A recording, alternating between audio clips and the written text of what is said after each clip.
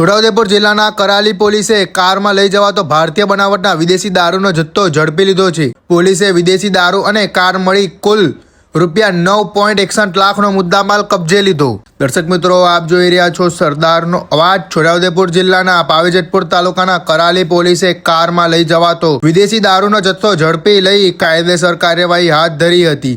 ઉચ્ચ અધિકારીઓ તરફથી જિલ્લામાં દારૂ જુગારની પ્રવૃત્તિઓ થતી અટકાવવા જિલ્લાના પોલીસ વિભાગને સૂચના આપેલ। તેના અનુસંધાને પાવીજેતપુર તાલુકાના કરાલી પોલીસ મથકના ઇન્ચાર્જ PI DK પંડ્યાએ પોલીસ સ્ટાફને પોલીસ મથક વિસ્તારમાં દારૂ જુગારની પ્રવૃત્તિઓ અટકાવવા અસરકારક કામગીરી કરવા માર્ગદર્શન આપેલ। દરમિયાન પોલીસ સ્ટાફના માણસો રંગલી ચોકડી ઉપર રાત્રે ચેકિંગમાં હતા। કલારાણી તરફથી એક સફેદ કલરની કાર ઝડપથી આવતી હતી। પોલીસે કારને રોકવાનો પ્રયાસ કર્યો હતો, પરંતુ ડ્રાઈવર ગાડી અટકાવ્યા વગર ઝડપથી આગળ નીકળી ગયો હતો। પોલીસને શંકા જતા પીછો કર્યો હતો। થોડા અંતરે છોટાનગર પાસે નવીન બનતા ડામર રોડ તેમજ અંધારાનો લાભ લઈ કાર ચાલક ગાડી રોડ ઉપર જ મૂકી જગ્યા પરથી ભાગી ગયો હતો। પોલીસને કારની અંદર તપાસ કરતા 1560 નંગ અલગ અલગ પ્રકારની દારૂની બોટલો મળી આવી હતી, જેની કુલ કિંમત ₹1,61,000 તેમજ હુન્ડાઈ